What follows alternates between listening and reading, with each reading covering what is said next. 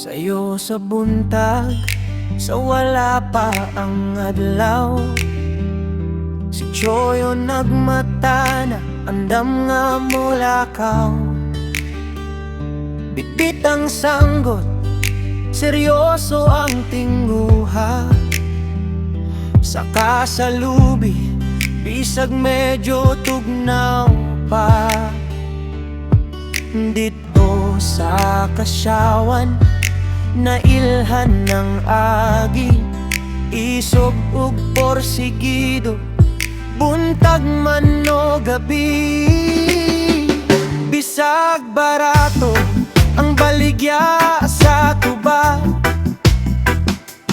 dili magpadaog, dili magpabili sa kaba.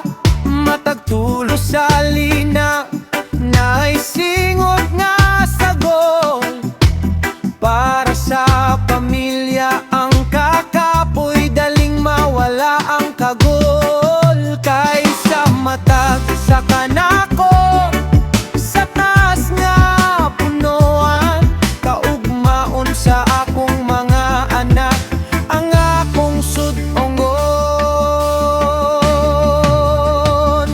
Ako si Choyo, ang manunggiti sa Kasyawan. Bisag barato ang tuba, padayon sa unahan, dili panatagon ng kakapoy ug kalisod. Kay para sa pamilya, andam kong makigbisog.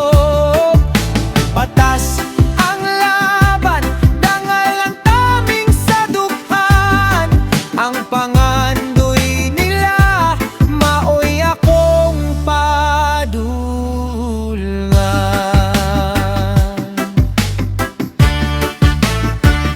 Naay mga adlaw nga hinay ang halin, apan ang grasya sa Ginoo, dili gyud ipagkait ang paningkamot sa usa ka amahan. Dili mabayran ug kwarta, dili gyud mapapasan. Kini akong trabaho, limpyo ug dungganan, ikaapa si garbo sa tibuok kabalayran.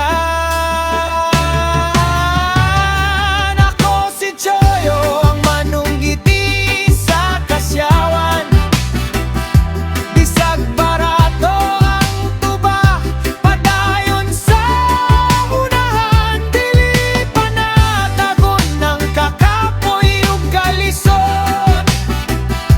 Kay para sa pamilya, andam kong makigbisog. Patas ang laban, dangal ang taming sa dughan, ang pangandoy nila, maoy akong padulngan. Medyo hinay ang pitik, emosyonal sa kanaug, sa adlaw-adlaw nga tanan, ang kapuyaw sa lubi, akong giyantos ug giduwalan. Apan basta makita na ako, silang malipayon, ang ugma nga hayag, ako gyung kapoton.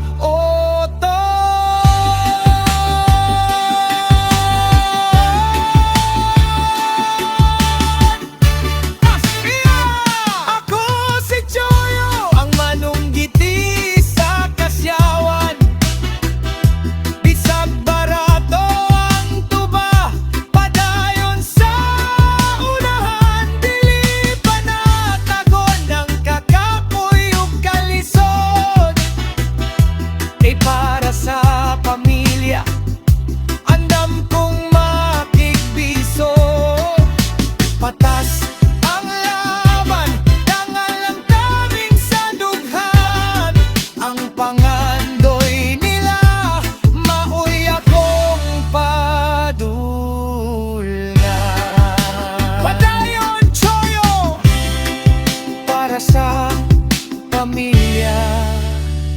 Pagikan sa kasawan, tinubdan sa maayong kaugmaon.